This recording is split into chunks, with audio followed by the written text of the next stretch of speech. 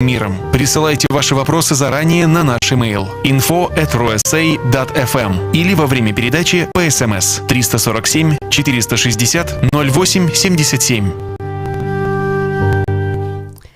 Добрый день всем, кто сейчас настроен на радио RUSA. В эфире передача Thank God It's Tuesday. И это значит, что с нами самый именитый, самый мудрый, самый светлый раввин нашего времени, которого тоже только можно услышать. Это то, что вообще такой подарок судьбы у нас здесь на радио RUSA, что Ребби Менес Фридман уделяет нам вот это время быть вместе, и это просто гениально и бесценно, абсолютно бесценно.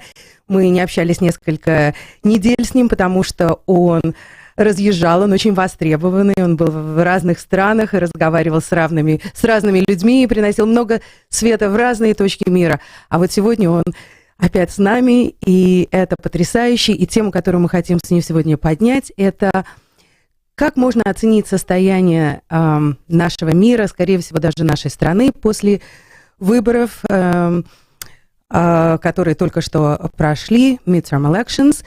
И вот что мы можем сказать, в каком состоянии мы сейчас находимся, исходя из того, как мы проголосовали, и последствия, которые мы сейчас пожинаем после этих выборов. Вот именно с этим вопросом я сейчас обращусь к раввину Менесу Фридману и не могу дождаться ответа.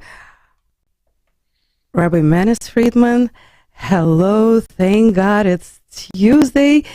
It is such a great honor and a pleasure to have you. We missed you. I know you had such an amazing trip and you visited many countries, Israel, Australia or Austria, I'm not sure, England, some islands. We've been following, but can't wait to hear the outcome and your assessment of what's happening in the world outside of the United States.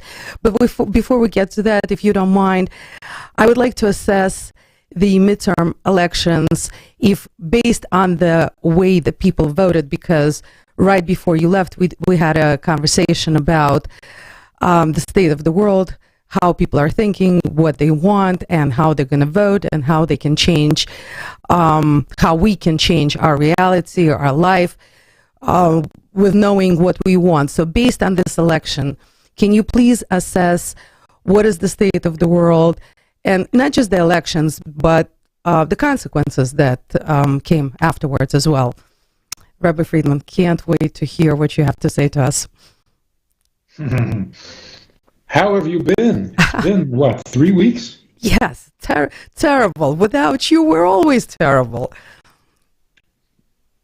Your wisdom is like air. I mean, realistically, I think right now the most positivity that I hear anywhere in the world is, you know, your views, your wisdom, all the YouTube lectures that you put out there, and I think that's pretty much, from what I see, that is more positivity that comes from you than anywhere else where we look.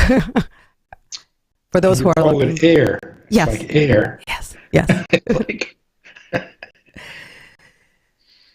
It's what keeps us going, the positivity. Everything else can really get a person down these days. Yeah. Which doesn't do anybody any good. Yeah. There's no value in getting down. So the elections are just a symptom of our confusion. We don't know anymore. It's blind faith, actually. People are voting on blind faith. It's not the candidate, it's not the party, it's not the position, it's just, you have to vote for somebody, so you close your eyes and hope for the best.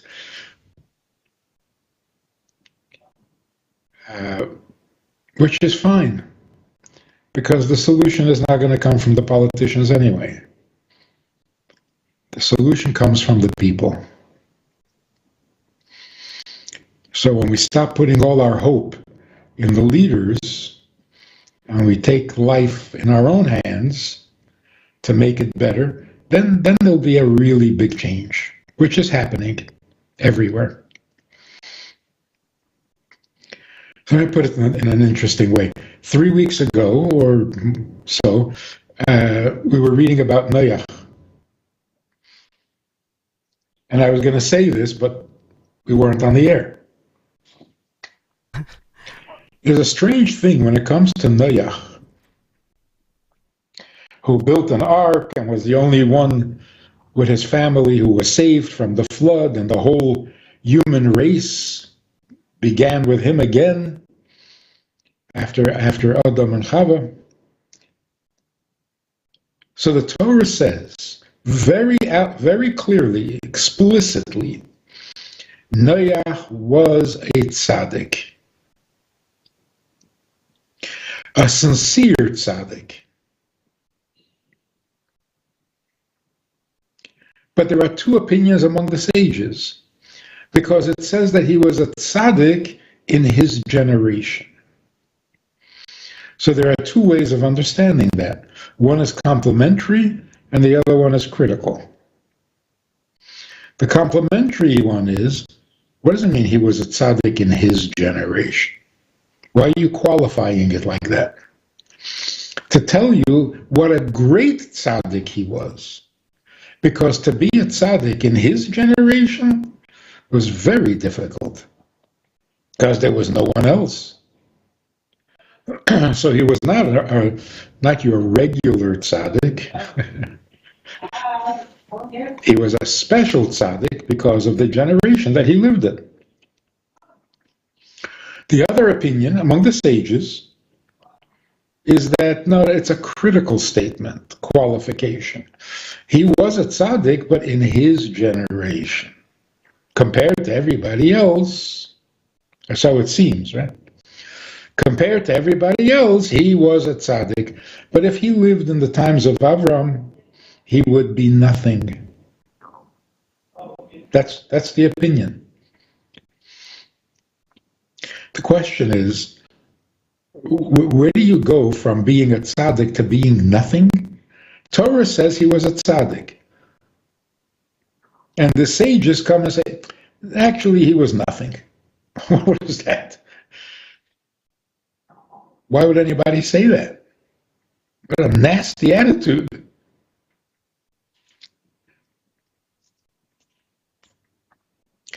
The deeper meaning is, nobody is debating Noach's status or qualification.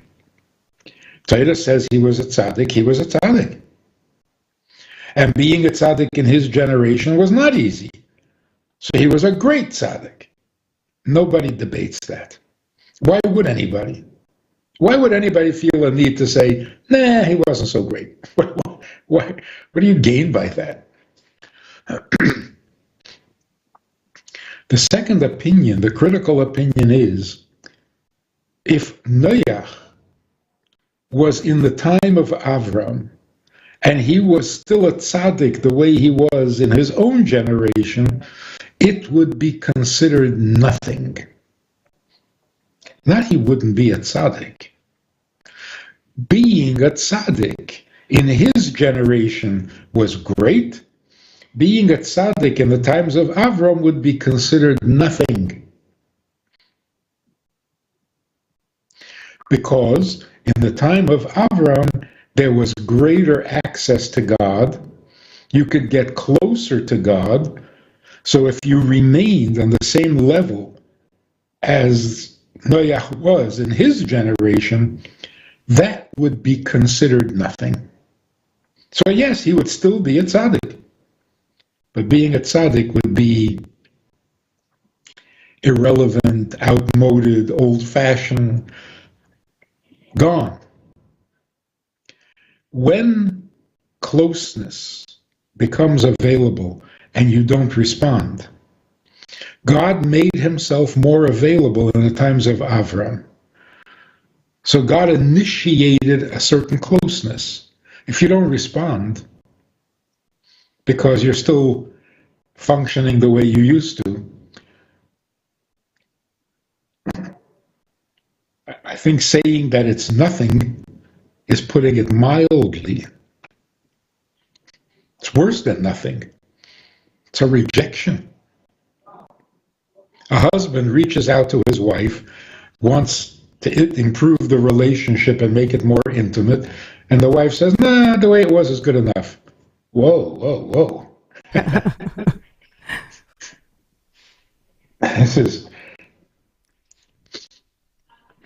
So history has been a number of steps where God became more and more available, more and more reachable, more and more intimate.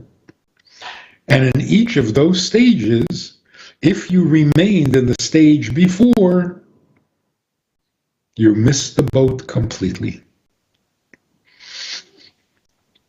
So when this opinion says Noach was a tzaddik in his generation, but if he remained the same tzaddik and lived in the times of Avram, being a tzaddik would be considered nothing.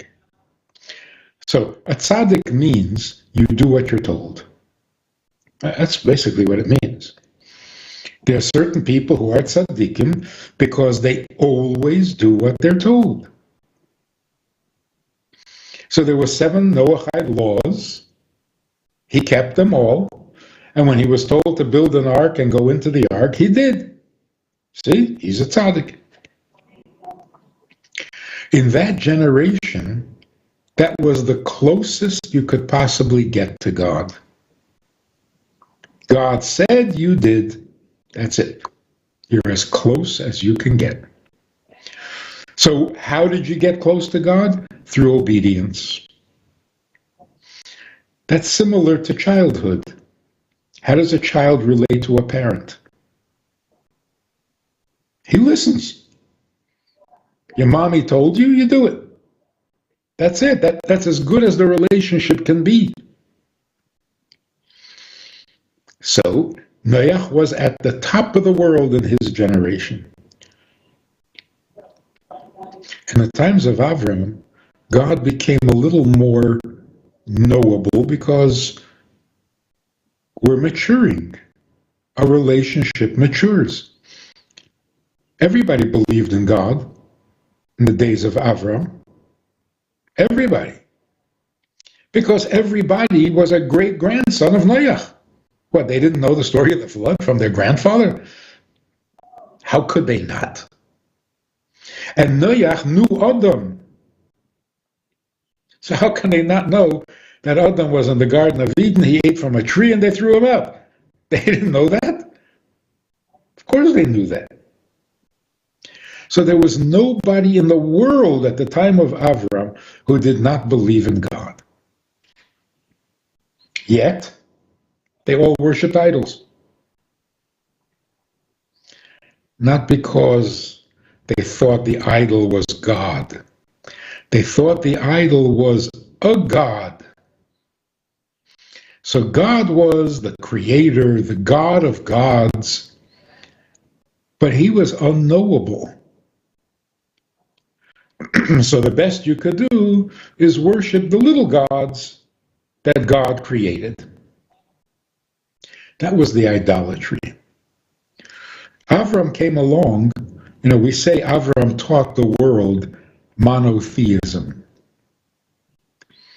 That doesn't mean he taught the world that there's a God. He taught the world that you worship only one God. Like monogamy.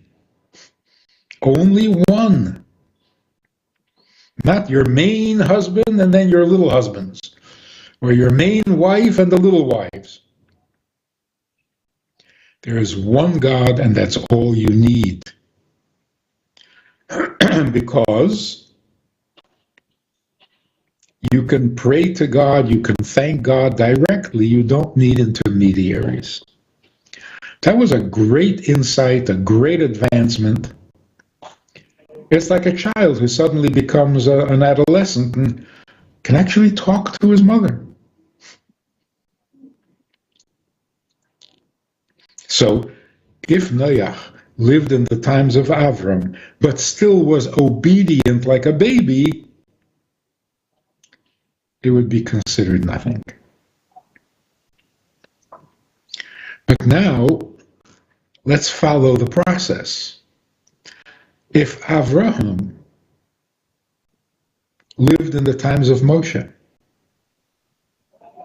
his connection to God would be considered nothing. Because God came down to Mount Sinai. A new closeness became available.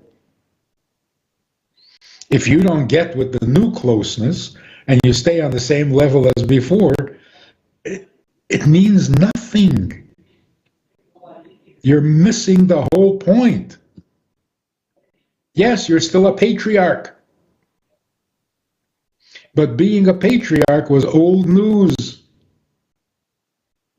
There was a whole new godliness that was available, and if you don't respond, it's like God reaching out to you and you're ignoring him.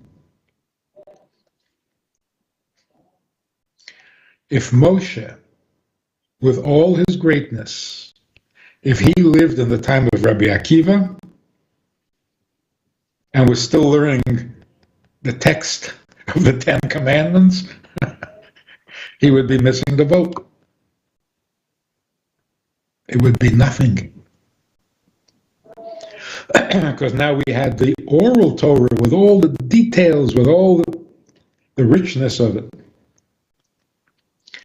We can go throughout history this way. If Rabbi Akiva lived, let's say, in the times of the Ari, who made the study of Kabbalah available, and you didn't get with the new program, you would be considered nothing. Not personally, your relationship with God would be considered nothing.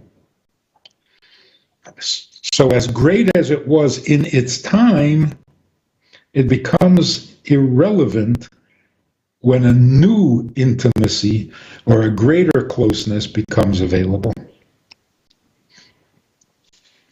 If the Ari lived in the times of the Baal Shem Tov, and he stayed in the same relationship as before, he would be nothing. If the Baal Shem Tov lived in the times that we're living in, his form of service would become nothing.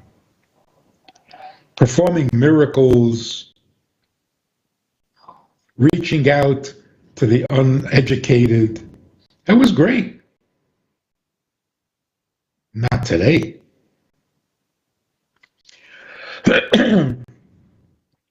So what is today compared to all the past? In the past, if you want to be connected to God,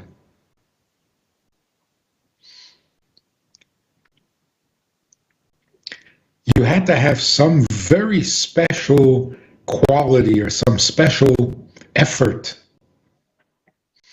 Adam was connected to God because God created him. If you were not created by God, you didn't have that. Noach was created to God because he had this complete obedience, childlike innocence, and he did what he was told.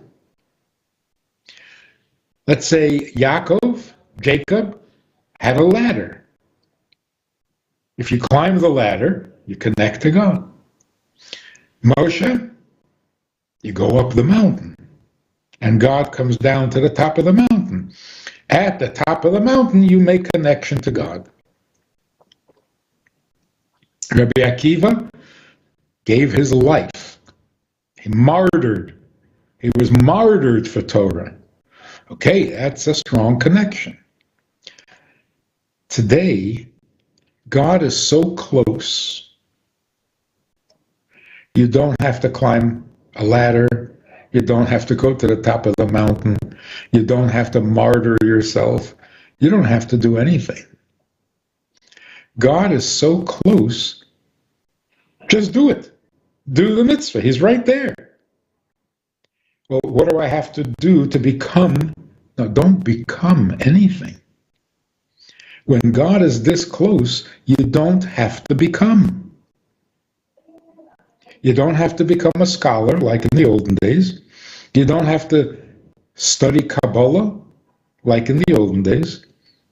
You don't have to be orthodox, whatever that means. God is available in your everyday life. Just do it. There's no need for heroics anymore.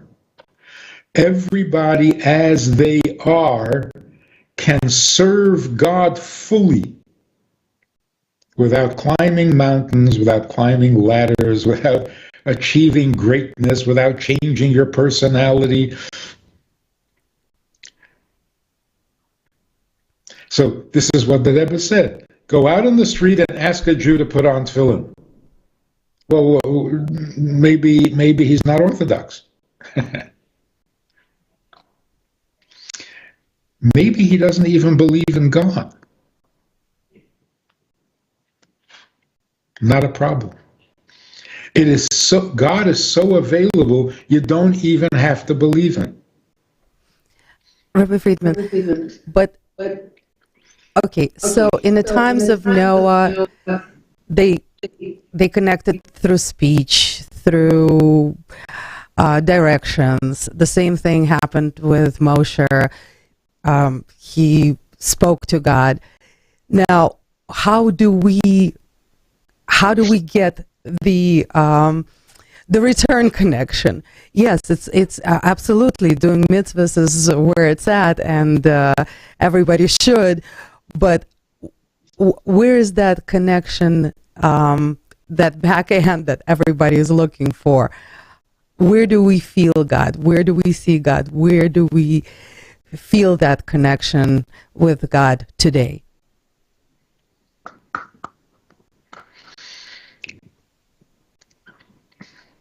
Today, the feeling is not when you feel connected to God, it doesn't feel heavenly. It just feels normal. That's the beauty of it. When a Jew is doing a mitzvah, when a non-Jew is doing the 7 Noahide laws, what do you feel? Normal. Not special, not different, not inspired, uplifted. That's heavenly. God is down to earth. So when you do a mitzvah, you feel real. That's it. And it's much better than spiritual feelings.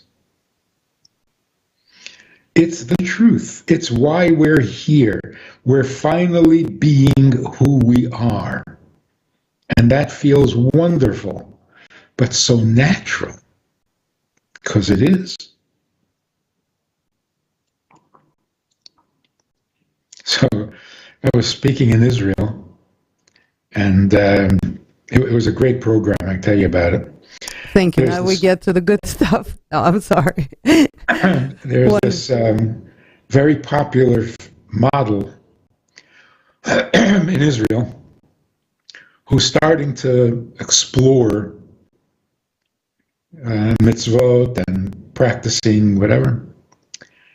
A real inspiration for women, because she made it to the top of fashion and whatever. And she finds that you got to do a few mitzvahs. You got to serve God a little bit. So she's starting.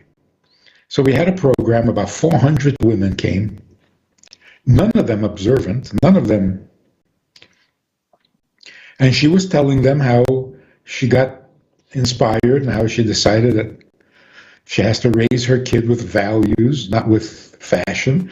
So she's looking into the meaning of life and whatever. This one woman, during the questions and answers, said, I would like to do that too.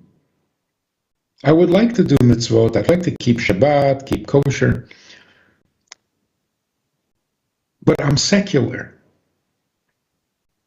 Do I have to stop being secular? Do I have to become religious? I don't want to. But I want to do mitzvot. So I said, do everybody a favor, stay secular, and do all the mitzvot you can. That would be perfect. Because you don't have to become spiritual. In fact, you shouldn't. God has come down to earth, which is where he wants to be. God is becoming mainstream. God is becoming the norm, not the exception. So stay secular, whatever that means. I don't even know what that means. Stay secular, but do the mitzvot. God is available to you as you are. Later, I figured out what she meant by secular. She meant fashionable. Like, no, you don't have to dress down, frumpy, you know. Yeah, dress well, look good, and do mitzvot. Perfect. So this is where we are now. It's not the politicians, and it's not the big rabbis. That's not where the solution lies. It's not in mysticism, it's not in spirituality, it's in everyday life, because God is so close. So where's the feedback? You know, where do you get the assurance or the reassurance that he is actually listening, responding? Yeah. Like in every mature relationship, you've been married for 50 years. How do you know your husband loves you? Because he buys you flowers? No, that was at the beginning of the relationship. Because he buys you diamonds? That was in the middle of the relationship. But what about now? Now, no flowers, no diamonds. You feel it. You feel connected.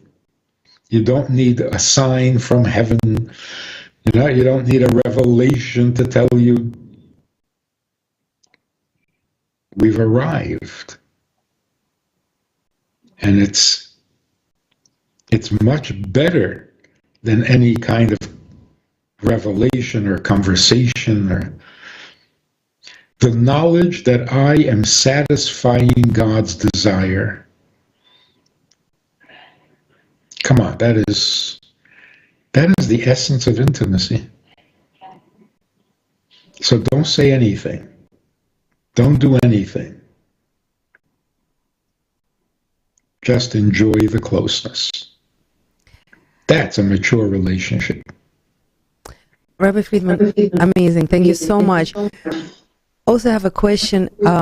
In every generation, as you just said, there was this one tzaddik who was especially close to God, who knew the truth, who knew what the task was, and he had to live in a world which was a total mess, and he had to make that world better, but he also had to keep his sanity in that world and keep the positive aspect of that world. And I think just fast forward, this is what's happening to a lot of people these days. A lot of people know the truth, such as yourself, obviously, and maybe other people on a lesser level. How to keep on living and keeping up the positive outlook, the positive, just keeping it up in this world and not feel down because not everybody is getting it and not everybody is with it. I think probably the healthiest thing is to not be passive. Don't be a spectator. Don't sit there looking who's good, who's bad. Do something. When you feel like you're participating, it takes away a lot of the doubt or uncertainty, because if you're just looking, It doesn't feel really substantial.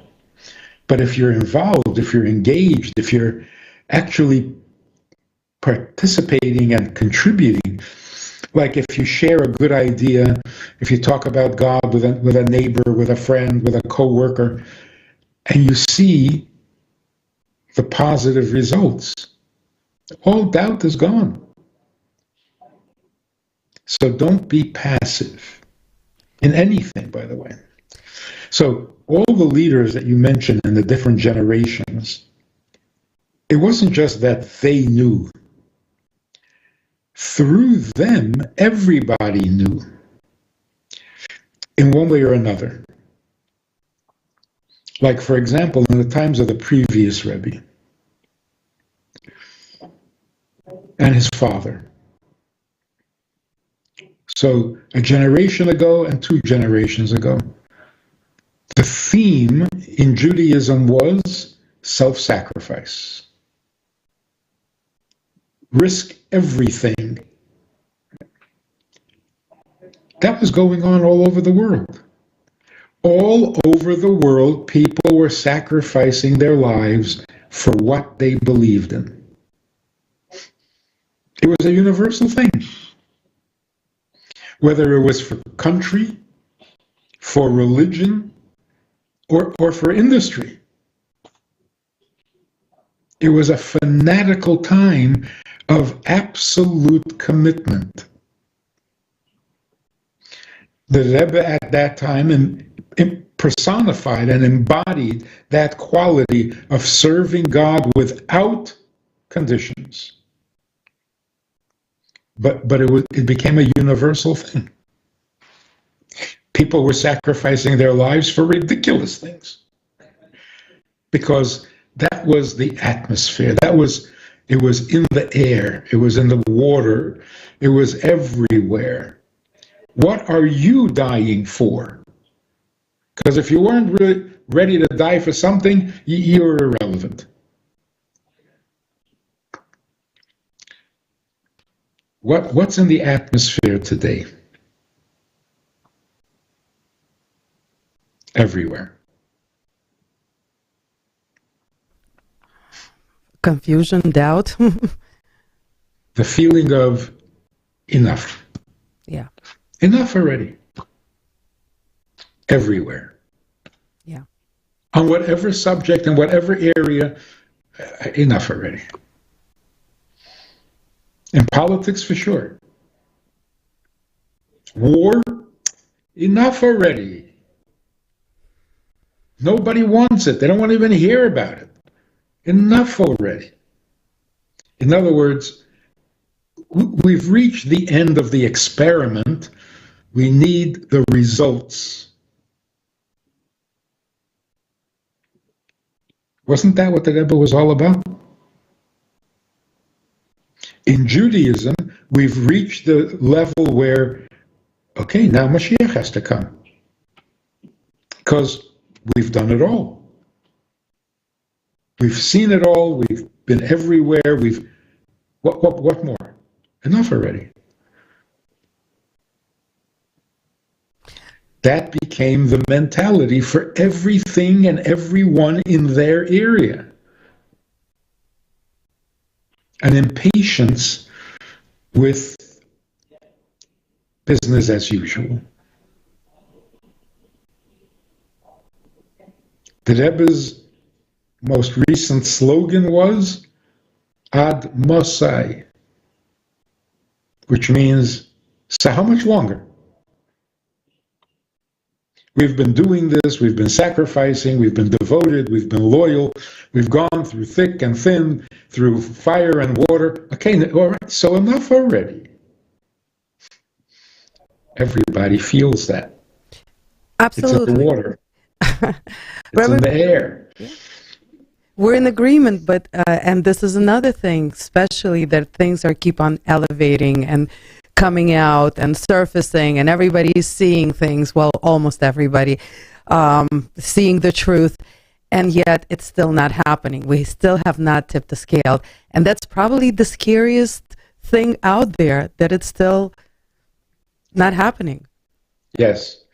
And for some people, the enough already is showing up in the wrong places, like marriage. People say, all right, enough already, I'm getting out. There's an impatience and an intolerance of things wrong, of things not being right,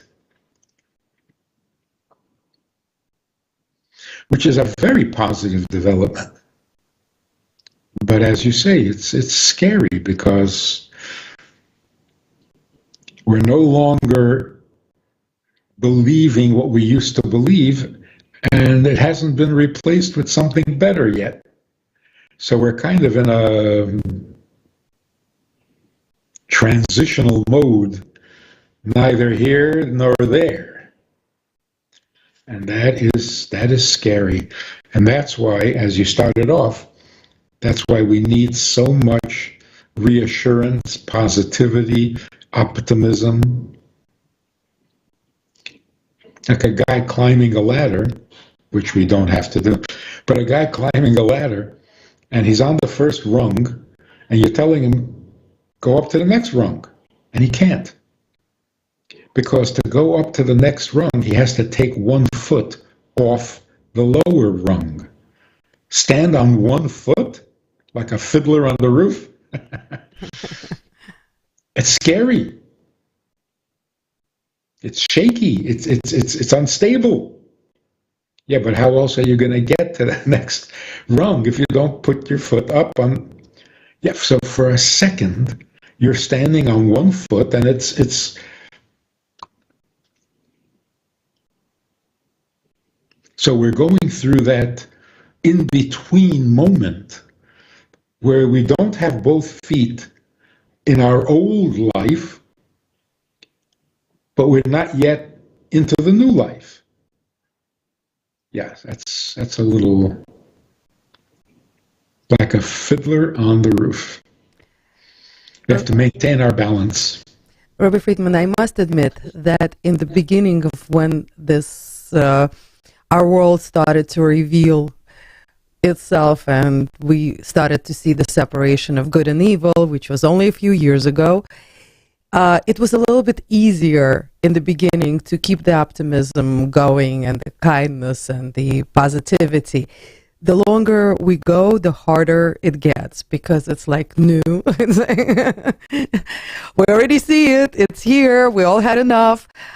And basically what we also need here is patience. And patience is becoming harder and harder to come by these days. Any advice on how to get that aspect of our lives intact? The patience is necessary because not everyone gets it. So those who get it become impatient. But what are we impatient with or about? Not why doesn't it happen? Why are there still some people who don't get it? So you have to be patient with people. Giving people a chance to catch on, to catch up, because we don't want to leave anybody behind. So it's a humanitarian consideration. Be patient. Not everybody is as quick. Not everybody has the advantages that we have. So we're a little ahead of the pack. But you can't go without. You can't leave anybody behind. So we have to be a little patient. More and more people are waking up every day. It's not like we're stagnating. It's just a matter of different people travel at different speeds. I got to tell you that in Washington, the buzz on the street is that something has changed in Israel. It's not the same country anymore. Before the elections, before Bibi was reelected, there was a buzz in Washington that we got to change our policy to Israel because it's not the same country. The left has moved to the right. And the strongest symptom of it is that the most popular singers who always had secular themes are suddenly singing biblical themes. That is great news. So if things are going better in Israel, things are going better in the whole world, to where even Washington recognizes you're now dealing with a more traditional Israel, with a more value-based Israel, and it's not about high tech, and it's not about democracy. It's about Jewish tradition, Jewish values, Jewish people. This is great news. And that's probably why my visit there was so successful. There's no pushback. Everybody is ready and willing